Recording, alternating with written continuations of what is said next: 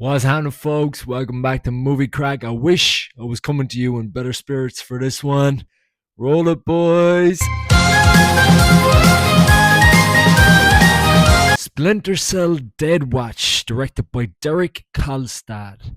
Let me tell ya, this was a dead disappointment, and that's the truth. Let's get into it, starting with the story and pacing. I'm only doing the first two episodes of this one because, to be honest, I just can't hack watching anymore. Just to give you some context of my background with Tom Clancy's Splinter Cell, I grew up playing the Splinter Cell games. I love Sam Fisher as a video game character, so I went into this one with high hopes. This is the Sam Fisher from the video games that I love. This is the Sam Fisher from the Netflix adaptation of Tom Clancy's Splinter Cell. They did one of the best video game characters ever made so fucking dirty in this show. This man looks like dollar store Steven Seagal in his later years, and that's not a compliment. This man looks like he delivers presents once a year. In fact, in this story, he is, of course, a retired old man. He doesn't do the agent stuff anymore, of course. He lives in a snowy cabin in the middle of nowhere, buttfuck nowhere. And he doesn't look after reindeer. He looks after cattle and farm animals. The first scene we see Sam Fisher in his own show, he's chopping vegetables, making dinner. Oh my god. Talk about disappointment, boys. I was so disturbed after that. We're then introduced to the other protagonist, Agent McKenna. I'm putting her up on screen for you right now.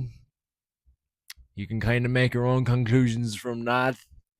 Yes, she is the young, tough, diverse agent who's doing all the cool missions, doing the shit that we want Sam Fisher to do, but she's the one doing it. And in the midst of one of these missions, she gets wounded somehow and ends up finding her way to Sam Fisher. We are then led into what looks like a buddy cop thing, and yeah. From this point on, I'm going to talk a bit about spoilers. So for anybody who doesn't want to know any more than that, you can tap out now. It's only early spoilers because it's only the first two episodes. So yeah, the story for this one looks like a buddy cop thing. Essentially, Sam Fisher, he finds Agent McKenna crashed into his barn, passed out after being wounded, and he essentially rescues her. And they end up going to Poland or Warsaw. She recovers and she wakes up, and of course, she points a gun right at him and says, "Who are you? What you want?" The second thing she says to him is, "I expected more." Do you see my issues with this show already? They've already dumped on our characters so much, and it's not even past the first two episodes. Sam Fisher gets called an old man like 6 times in the first two episodes.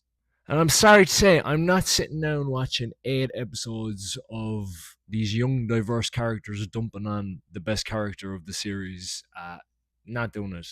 Sam Fisher is played by Liev Schreiber, and that is a genius casting choice in my opinion. But his voiceovers don't justify the rest of the character in this show.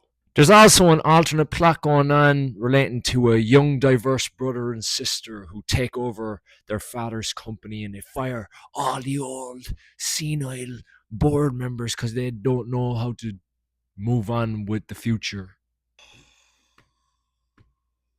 So in the first two episodes, yes, that's about the gist of the story that I've received, and it's enough. I don't want to see any more. The pacing is all over the place as well. They're bouncing around all over the country, and you don't know how far they are from each other or how they're getting to all these places magically in the space of 2 episodes. Wrecked my head as well. Story and pacing for Splinter Cell Deadwatch is a dead number 1, and that's a pity score. Moving on to the visuals and direction. Look, the visuals, I do think they got the aesthetic right of the Splinter Cell universe. I will give it that credit. But looking at the action sequences and how sluggish they are, especially coming off the back of like Demon Slayer Infinity Castle in the last few weeks, the show comes nowhere close to that. It is gory. I did appreciate that as well. Splinter Cell has always got that gritty goriness to it, that dark kind of gritty tone to it. So visually on that level, I really liked it. Visually, character-wise, I absolutely hated it. Very disappointed with the character designs for Splinter Cell Deadwatch. Creative direction, I hated where it was going, and I only watched 2 episodes. Because the visuals actually weren't the worst, I'm going to give it a 2.5 out of 5 for visuals and direction. Sound and score. So the intro song was pretty good. The sound effects in it with the gunshots and stuff were pretty good. But outside of that, very forgettable. Sound and score for me, I'm going to go 2.5 out of 5. There you go, folks. Final score for Splinter Cell Deadwatch, 2 out of 5. Yes, officially dead in the water. I can't lie, I was actually kind of heartbroken about this one. I really wanted more out of a Splinter Cell animated series because we haven't got a game in so long. I despise this show. This is not the characters that I was hoping to see. Especially Sam Fisher, as I said, big part of my childhood. So, whatever it is, what it is.